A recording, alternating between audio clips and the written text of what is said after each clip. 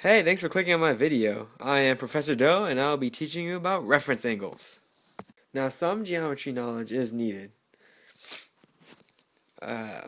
We should be able to fill this table out with previous knowledge of our special triangles. So let's do it.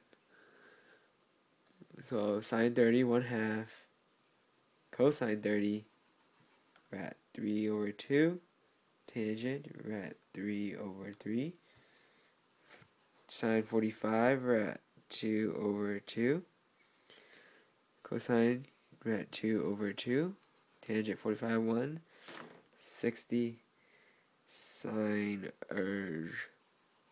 Okay. Now here I drew a 150-degree angle. So if we know this whole angle is 150, this little piece is 30 degrees. So now with that information, we can actually just draw a triangle right here. So we know this has to be 1, and it's a 30, 60, 90 now, so this will be 1/2, and this is rad 3. So now, or technically actually, it's actually negative rad 3. And that's what you have to keep in mind when doing it in second, third, or fourth quadrant. But I'll go on to that later.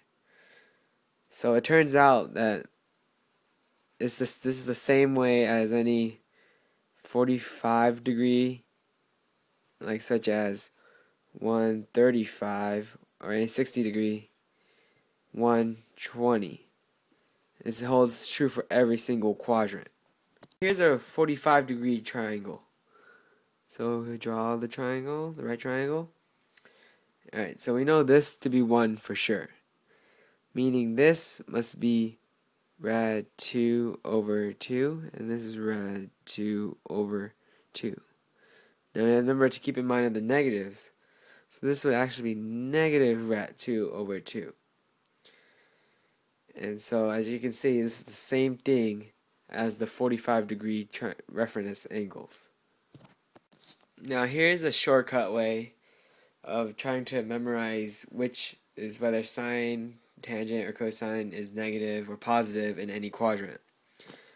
Now in the first quadrant I showed you that all the sine, cosine, tangents were positive.